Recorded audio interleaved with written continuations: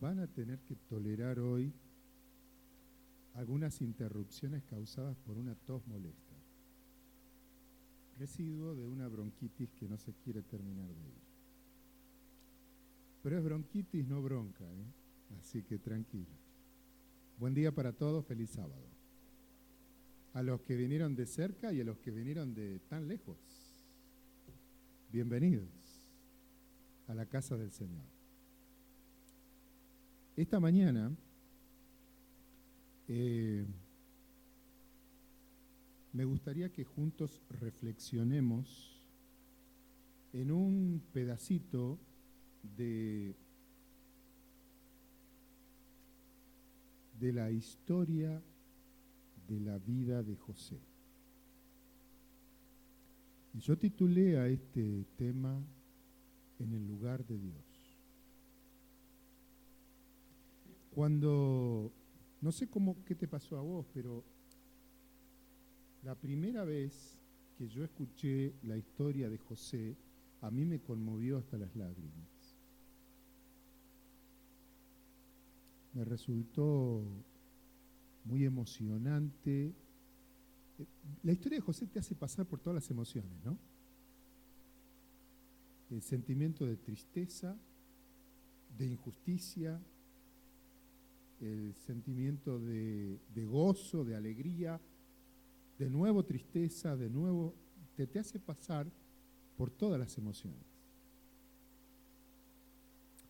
Elena de White dice que la historia de José es una ilustración del amor de Cristo. Lo dice en el libro La Educación. Quiere decir que mirando la historia de José, nosotros podemos de alguna manera también mirar cómo actúa Dios. Como vos recordarás, José tenía 17 años cuando fue vendido por sus hermanos. Apenas 17 años. Yo pensaba lo que estaba haciendo a los 17 años, en plena pavolescencia, y las cosas que hacía, y pensaba en este chico que a los 17 años se le acabó la adolescencia, se le acabó la vida de niño, de joven, se le acabó todo. Tuvo que madurar aceleradamente. Un curso acelerado de injusticia. Lo que a mí más me impacta de la historia de José es que a pesar de las terribles pruebas y tentaciones que él pasó, porque las pruebas que pasó José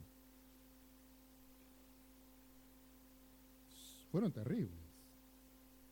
Las tentaciones que tuvo que enfrentar José también fueron terribles.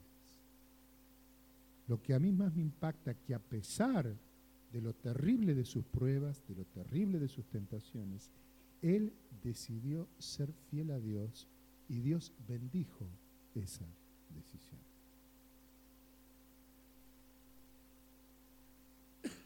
Frente al dolor siempre hay dos caminos, ¿no? O culpo a Dios y me enojo con Él y me alejo, o decido ser fiel a Dios más que nunca y me preparo para ver el milagro de Dios, cómo Dios abre el mar. Siempre hay dos opciones. Ahora, José vio la bendición de Dios porque de esclavo se transformó en mayordomo de la casa de un alto dirigente militar de Egipto. Pasó de ser esclavo a un puesto importante. Y de la cárcel pasó a ser gobernador de Egipto, la nación más poderosa de aquel entonces. Sin duda, justamente porque él decidió enfrentar las pruebas y enfrentar las tentaciones, decidiendo ser fiel a Dios, él pudo ver el milagro. Si yo frente a la prueba decido culpar a Dios, enojarme y alejarme de Dios, nunca voy a ver la intervención de Dios en mi vida. Cuando yo acepto la prueba y marcho hacia adelante, voy a ver, y llego hasta el final, voy a ver la obra poderosa de Dios en mi vida. Imagínate si José a la primera de cambio se hubiese alejado de Dios. ¿Qué hubiese pasado? ¿Hubiéramos tenido estos milagros en su historia? No. No hubiesen existido. Por eso, frente a la prueba y la dificultad, solo cuando yo decido ir hasta el final, decido permanecer fiel a Dios a pesar de las circunstancias difíciles o dolorosas que me toquen pasar, recién entonces el mar se va a abrir. Recién entonces voy a ver la intervención de Dios.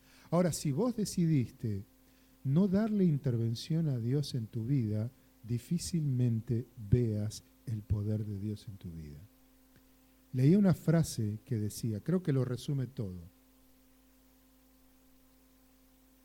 Si vos ponés todo en las manos de Dios, vas a ver la mano de Dios en todo. Ahora, si vos no pones nada en las manos de Dios, como a veces puede pasar,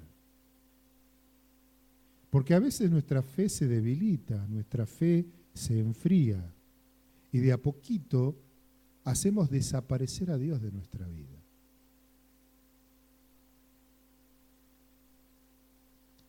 Y si Dios no aparece en nada en tu vida, si no pones nada de tu vida en las manos de Dios, tampoco vas a ver la mano de Dios en nada. José se animó a ir hasta el final. Decidió permanecer fiel a Dios hasta el final y él pudo ver la mano de Dios. Esto es apenas la introducción, pero no quería dejar de decir esto porque es lo que más me impacta a mí de la vida de José. Y creo que es una gran lección espiritual para nosotros. Ahora, yendo al tema, titulamos a este tema En el lugar de Dios. Porque el trato amoroso y perdonador para con sus hermanos reflejó en José la ¿qué? Por eso será que Dios dice a través de la inspiración que la historia de José es un reflejo del amor de Dios hacia nosotros. Porque José manifestó trato amoroso y perdonador para quienes lo habían vendido, lo habían traicionado y le habían provocado tremendo dolor en su vida. En la vida de José, en las actitudes de José, en esta actitud de José nosotros podemos ver un reflejo de cómo Dios en su bondad nos trata a nosotros. A pesar de que lo abandonamos, a pesar de que le damos la espalda a Dios, a pesar de que no lo dejamos intervenir bastante poco en nuestra vida, o no tanto como Dios quisiera intervenir, sin embargo Dios manifiesta su bondad hacia nosotros de muchas maneras. Pero nos vamos a situar en un momento muy particular de la vida de José. Cuando su papá, ya anciano, Jacob, murió y fue sepultado en la tumba de Macpela, los hermanos de José dudaron de la sinceridad de su perdón y de su trato amoroso. Dudaron de que José haya sido sincero en su actitud hacia ellos. ¿Y sintieron? Miedo. Vamos a leer el texto, Génesis 50. Abramos las Biblias o abramos la aplicación, como ustedes quieran. Hoy hay que decir así porque es así.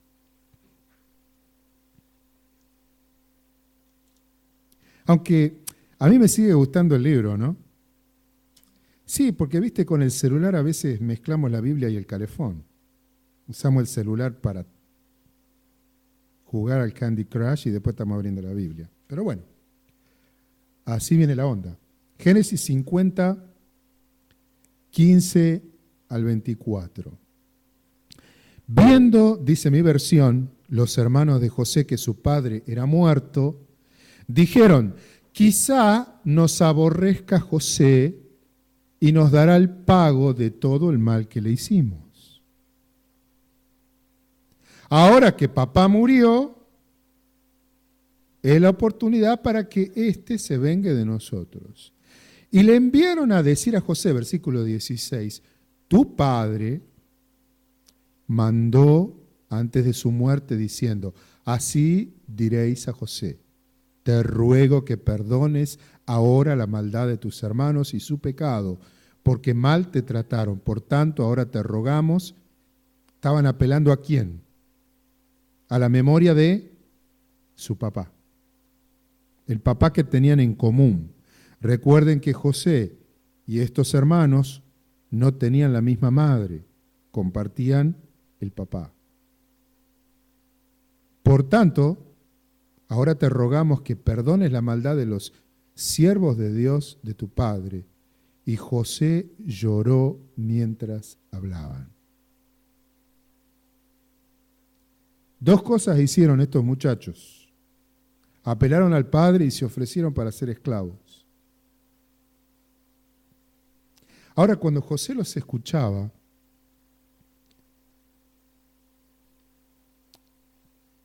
es tremendo porque dice que José se puso a llorar.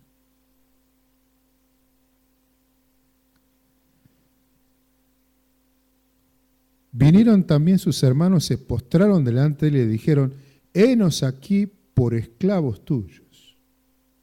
Y ahora el versículo 19. Yo te propongo pensar en la pregunta del versículo 19, que es la que da lugar al tema de esta mañana. Les respondió José y les dijo, no tengan miedo. ¿Acaso estoy yo en el lugar de Dios? ¿Acaso estoy yo en el lugar de Dios? Nosotros solemos ponernos en el lugar de Dios. La Biblia llama a eso como blasfemia. Es cuando una persona se pone en el lugar de Dios. Y nosotros solemos hacerlo bastante seguido. ¿Cuándo y cómo nos ponemos en el lugar de Dios? Esa es la reflexión que quiero proponerte esta mañana. Y la vamos a sacar del mismo texto. Las actitudes de José con sus hermanos nos muestran cuándo nos ponemos en el lugar de Dios y cuándo no. José lo dijo claramente, yo no soy Dios, muchachos. Tranquilos, no tengan miedo. José, como decimos ahora, la tenía clarísima. Él era criatura y Dios era creador. Y a veces nosotros invertimos esos roles y esos papeles. ¿Cuándo y cómo nos ponemos en lugar de Dios? Number one. Estamos en lugar de Dios cuando decidimos vengarnos de quienes nos hicieron mal. Yo sé que la venganza es dulce, dicen, ¿no?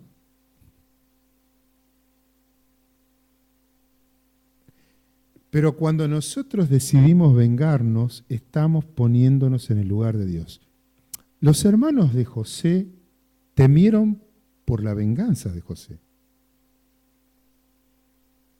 Una vez que su padre murió. Pero José lloró cuando escuchaba que los hermanos creían que él se iba a vengar. Cuando José dijo, yo no soy Dios, ¿Acaso estoy yo en el lugar de Dios? Estaba diciendo que él no podía vengarse de ellos porque él no era Dios.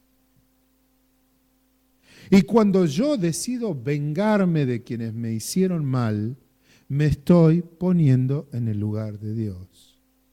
No solo no me corresponde, sino que la venganza me hace mucho daño a mí.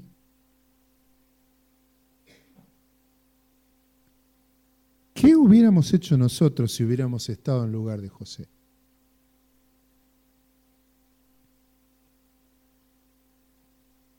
Más que 4 rayos que caigan del cielo, ¿no?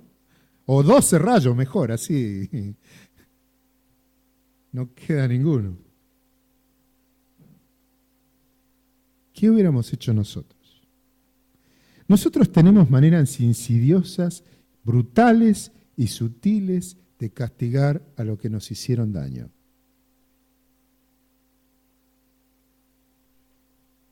Es increíble las cosas que uno puede encontrar en Google. Si vos pones maneras sutiles de venganza, te aparecen una enorme cantidad de sugerencias.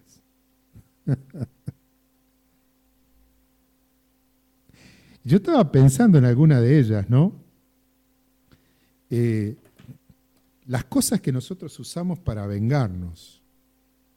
Algunas de las cosas que usamos para vengarnos son sutiles, otras son muy brutales. Casi siempre cuando nos hacen daño,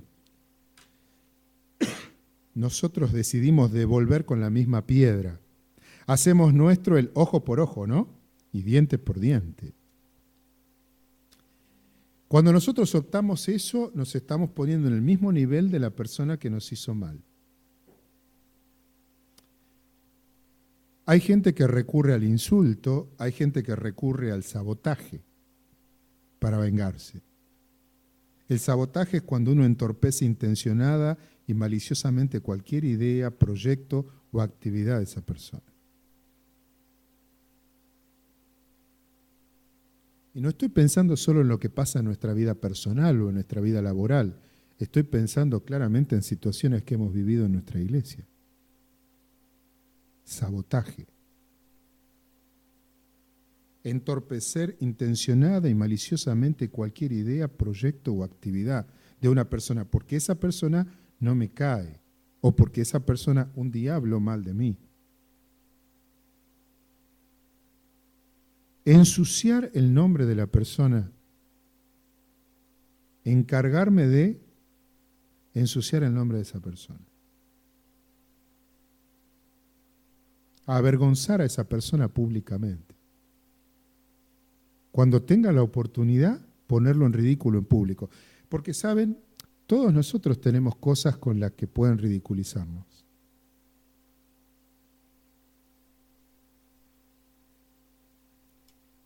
Acosar. El acoso es otra manera de venganza. La violencia es una manera brutal. Hacer el vacío es otra manera más sutil que tenemos de vengarnos. Y hay otra más sutil todavía. Hacerme el amigo de la persona que me hizo daño.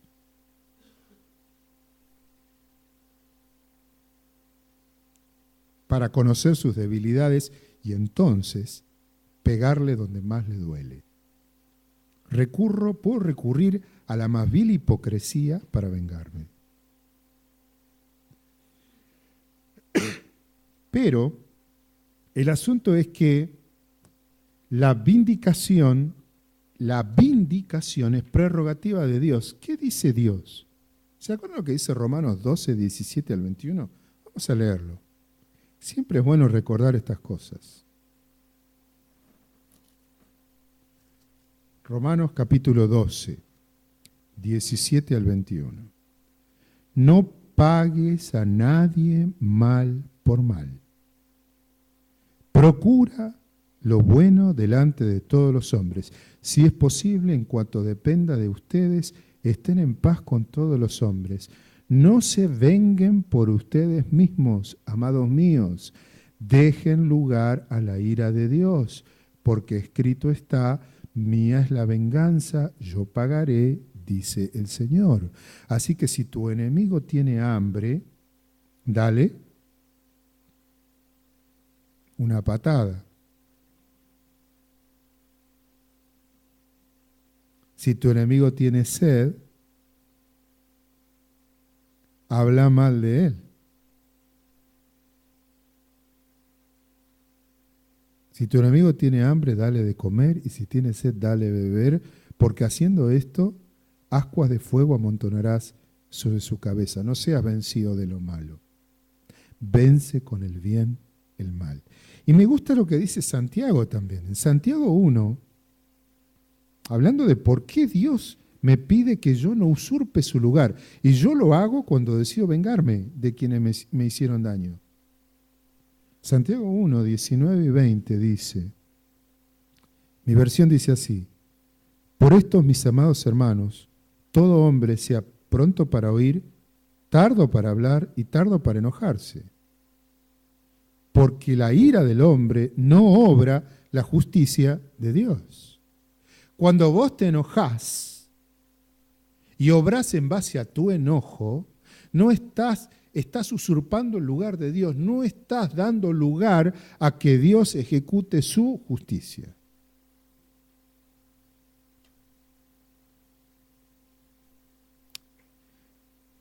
Cuando te producen dolor, vos tenés dos caminos. Porque cuando alguien te causa mucho dolor, y peor es el dolor cuando quien te causa el dolor es una persona en la que vos confiabas mucho.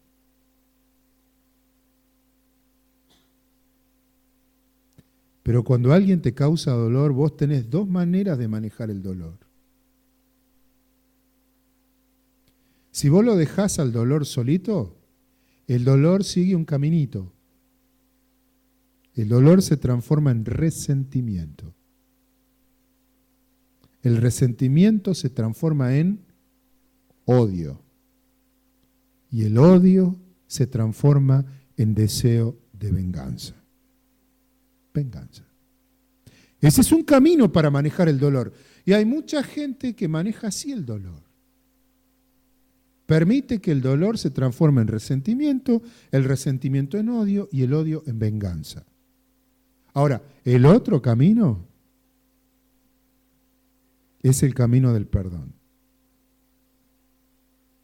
Y es el que Dios me pide que elija.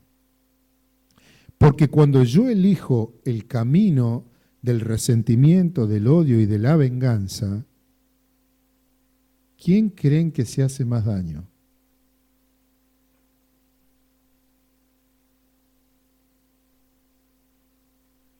El resentimiento, el odio, no son compatibles con Cristo.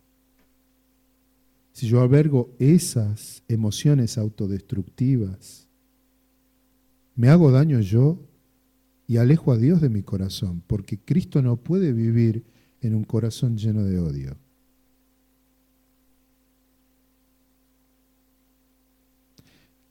Quien más daño se causa soy yo mismo. Por eso, entre otras cosas, Dios me dice, no me usurpes el lugar.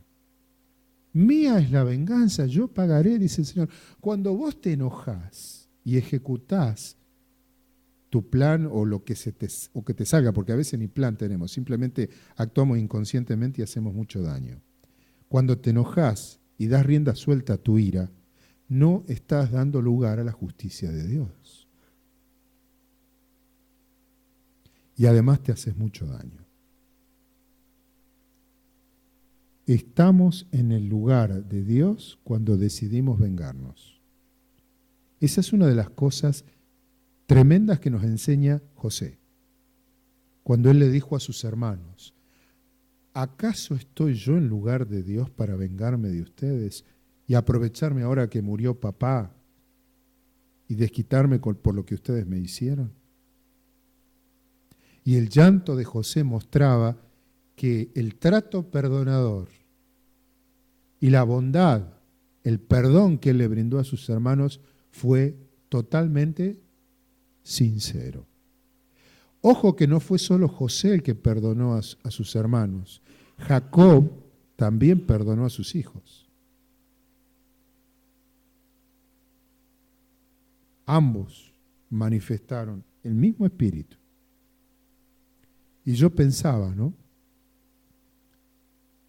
¿A quién tendré que perdonar hoy?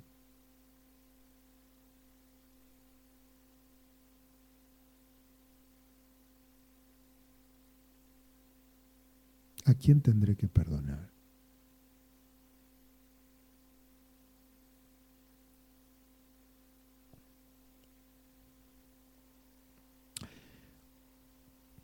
Número 2. ¿Cuándo usurpo el lugar de Dios? Ocupamos el lugar de Dios cuando nos rebelamos contra la manera en que Él encamina nuestra vida.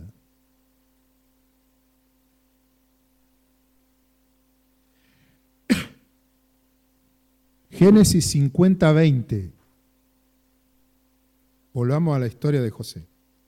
A lo que él le decía a sus hermanos, después que sus hermanos le dijeron que tenían miedo de que él se vengue ahora que su papá había muerto. Dice el versículo 20, ustedes, está escrito ahí, ustedes pensaron mal contra mí, pero Dios lo encaminó a bien para hacer lo que vemos hoy y para mantener en vida a mucho pueblo.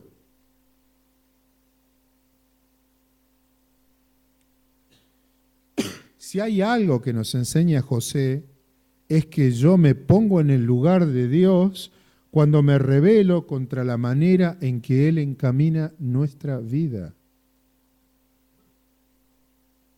Imagínate si José se hubiera rebelado por las distintas pruebas y tentaciones que Dios le hizo pasar.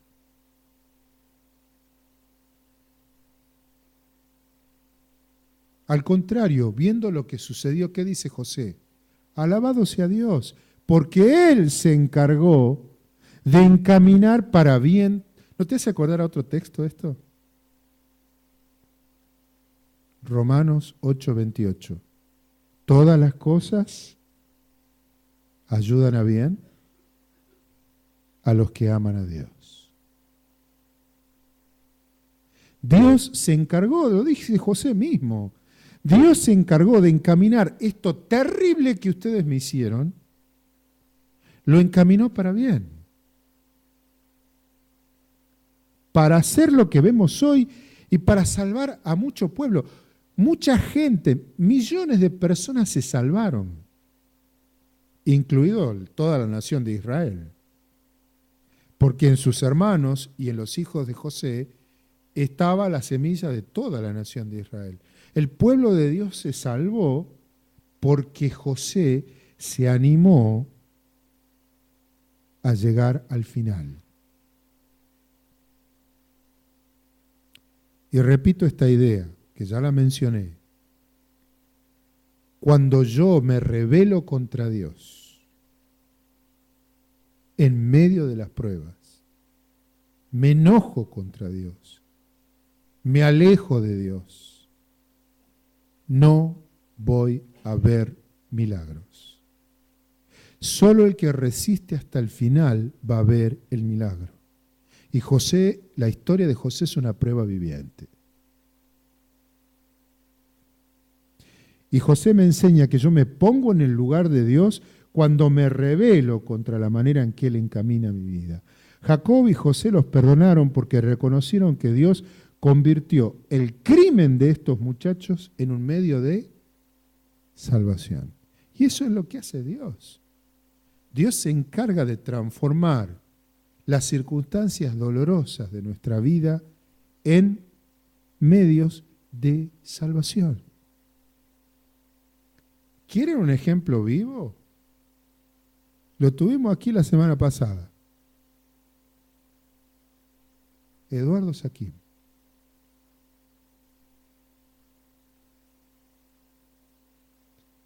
Y tal vez vos podrías contarme, o algunos de ustedes podrían contar, cómo Dios se encargó de transformar situaciones dolorosísimas en grandes bendiciones. Yo confío en lo que dice Dios cuando Él dice esto. Esto está en Ministerio de Curación, página 376. Esta cita a mí me ha traído mucha tranquilidad en medio de las pruebas. En la vida futura se aclararán los misterios que aquí nos han preocupado y chasqueado. Veremos que las oraciones que nos parecían desatendidas y las esperanzas frustradas figuraron entre nuestras mayores bendiciones. Ahí cuando vos creíste que Dios no te contestó esa oración o que Dios te contestó que no a tu pedido, un día, dice Dios, un día se va a correr el velo y vas a poder ver el backstage de tu vida. Vas a poder ver el detrás de la escena de tu vida. Y te vas a dar cuenta que esos momentos dolorosos fueron tus mayores bendiciones.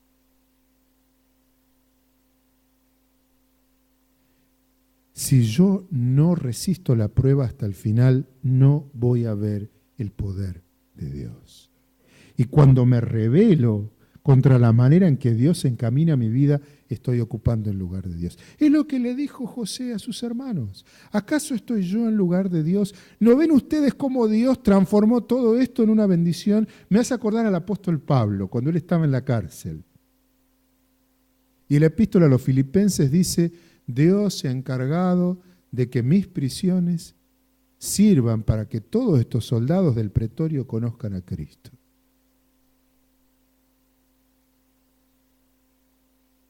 Si no fuera porque yo caí aquí en la cárcel, toda esta guardia pretoriana no hubiera conocido a Jesús. Eso dice Pablo. Está diciendo lo mismo que José. Hermanos, no tengan miedo, yo no soy Dios. Fíjense cómo Dios se encargó de transformar lo que ustedes hicieron, de la tremenda macana que se mandaron ustedes, cómo Dios la transformó en una gran bendición. Número 3. Usurpamos el lugar de Dios cuando nos condenamos por pecados que Dios ha perdonado. Los hermanos de José sintieron tanto miedo una vez que su papá murió. Una vez que Jacob murió, sintieron tanto miedo porque José estaba en una posición de poder, no se olviden de eso. José disponía no de los recursos que nosotros podemos disponer, él disponía de todos los recursos que se les pueda ocurrir para hacer lo que quisiera con ellos. Era el gobernador, el segundo al mando del país o de la potencia más poderosa del mundo en ese momento. ¿Se acuerdan del dicho ese que dice: si quieres conocer a una persona, dale poder? Bueno, ellos apelaron a su padre, se ofrecieron como esclavos, dudaron de que José los hubiera perdonado. Ellos dudaron del perdón. Dudaron del perdón de José. Y cuando yo dudo del perdón, me estoy poniendo en el lugar de Dios. José dijo: ¿acaso yo estoy en el lugar de Dios? Si Dios los perdonó a ustedes, ¿quién soy yo para no perdonarlos? ¿Cuántas veces nuestra cabeza sigue trabajando con la culpa cuando Dios ya nos ha dicho claramente en su palabra que Él nos ha perdonado? No usurpes el lugar de Dios no perdonándote a vos mismo y a vos misma. Es tan profundo el alcance del perdón de Dios que no hay nada que Dios no te pueda perdonar. Por favor, no dudes más de eso. Yo sé que puede haber sido muy doloroso lo que hiciste para vos y para otras personas. Pero si vos dudás del perdón de Dios, te estás poniendo en el lugar de Dios. La falta de fe nos da miedo y nos esclaviza. Cuando nosotros no confiamos en el perdón de Dios, permitimos que la culpa nos enferme y nos esclavice. Por favor, deja de atormentarte con la culpa. Cuando en Isaías 43:25, Dios dice lo siguiente. Isaías 43:25. Tenés que creerlo. Yo soy, dice el Señor, el que borro tus rebeliones por amor de mí mismo y no me acordaré de tus pecados. Yo borro tus rebeliones por amor de mí mismo, dice Dios, y no me voy a acordar nunca más de lo que hiciste. Mirá, así como la creación de Dios fue completa y fue perfecta, la redención que Dios obró en mi favor y en tu favor también fue completa y fue perfecta. No te permitas dudar del amor redentor de Dios. No te permitas dudar de lo que Jesús hizo por vos. Cuando vos dudás del perdón de Dios, estás poniéndote en el lugar de Dios. Deja que Dios te libere de la culpa.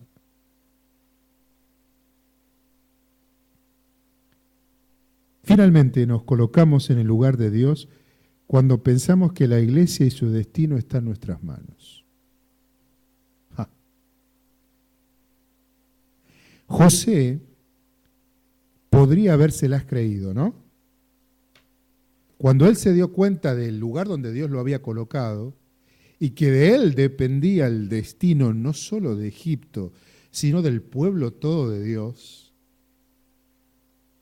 que de él dependía el futuro de la nación de Israel, se la podría haber creído. Muchachos, miren, si yo no estuviera acá, la verdad que ustedes desaparecerían y se acabaría el pueblo de Dios. Esto está en mis manos. Pero a mí me impacta lo que dice en el versículo 24. Tiene tanto para enseñarnos José. Volvamos a Génesis 50. ¿Qué dice el versículo 24? Y José le dijo a sus hermanos, ¿saben? El futuro del pueblo de Dios y el presente del pueblo de Dios no depende de mí, porque yo voy a morir. Pero Dios ciertamente seguirá con ustedes y los hará subir de esta tierra a la tierra que juró a Abraham, a Isaac y a Jacob. José jamás se la creyó. José sabía que si él estaba ahí, era porque ¿quién lo había colocado ahí? Dios. Y él le aseguró a sus hermanos, señores, yo me voy a morir, esto no depende de mí. Dios se va a encargar de cumplir la promesa. Dios un día los va a sacar de aquí y los va a llevar a la tierra que le prometió a nuestros padres. Dios guió a su pueblo antes de nosotros, lo hará después de nosotros, con nosotros, sin nosotros o a pesar de nosotros. Yo no sé por qué, y esa es una tentación que tenemos todos los que ejercemos liderazgo en la iglesia. En algún momento nos creemos los capanga. Y no estoy citando a la banda. ¿Sabes lo que significa capanga? Capanga es un vocablo guaraní que significa capataz, jefe. No sé por qué en algún momento yo me creo el capanga de la iglesia. No, señores, acá las cosas se hacen a mi manera o no se hacen. Acá las cosas se hacen de este modo. Y si no se hacen así, no se hace nada. ¿Cómo? Y ojo que me lo estoy diciendo yo primero, porque esta es la mayor tentación de los pastores.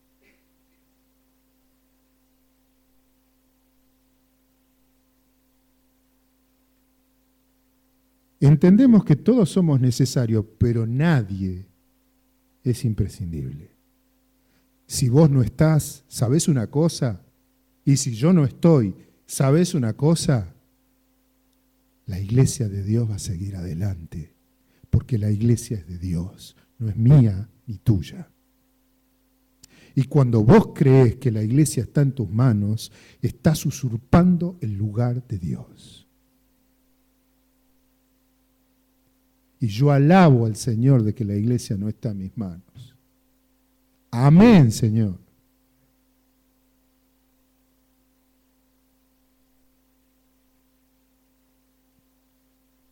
No hablemos de la iglesia ni la conduzcamos como si fuera nuestra obra. No es tu obra. Porque a veces pasa que en la iglesia te dan una pequeña cuota de poder y transformas ese pequeño patio en tu lugar como si fuera absolutamente tuyo. Y peleas por ese lugar como si se tratara de tu vida. No hablemos de la iglesia ni la conduzcamos como si fuese nuestra obra. Dice la inspiración, Evangelismo 2:74, no quiten la obra del Señor de sus manos para ponerlas en la de ustedes.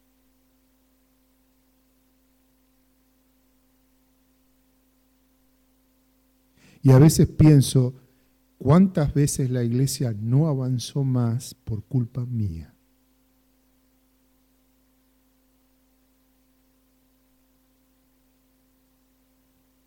Cristo, dice Efesios 5:23, es la cabeza de la iglesia. Nosotros somos su cuerpo y Cristo es nuestro Salvador. José la tenía clarita, señores, esto no depende de mí, yo me voy a morir, pero el futuro del pueblo de Dios está asegurado porque Dios va a cumplir su promesa.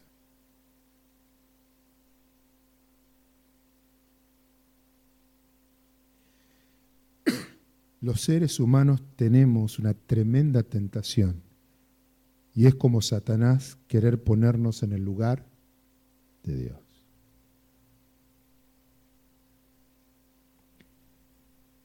Cuando José preguntó, Génesis 50, lo acabamos de leer hace un rato, versículo 19. ¿Acaso estoy yo en el lugar de Dios? Nos recordó que la criatura jamás debe colocarse en el lugar del Creador. Es como si el vaso de barro le dijera al alfarero, ¿por qué me estás haciendo de este modo? No, querido, vos serás el alfarero, pero yo no quiero que me hagas de la manera en que vos querés, quiero que me hagas de otra manera. Vivamos el gozo y la paz de una vida entregada al Señor. Confiemos en nuestro Dios. No usurpemos el lugar de Dios. No cedamos a la tentación de la venganza. No cedamos a la tentación de no perdonarnos y de no perdonar.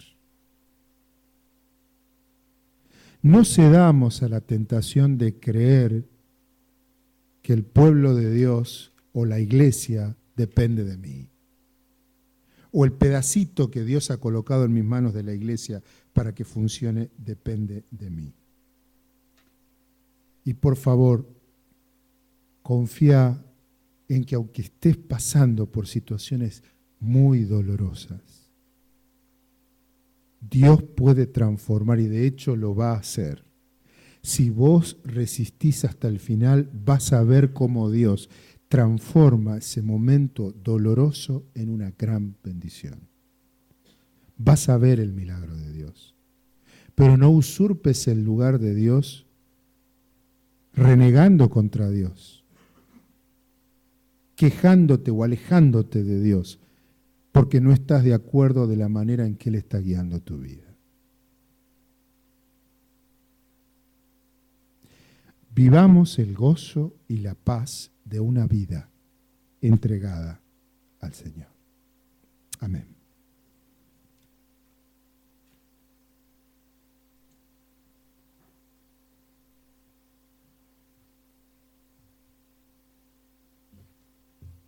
Muchísimas gracias, Marcos, por esta reflexión tan linda y tan profunda en esta mañana.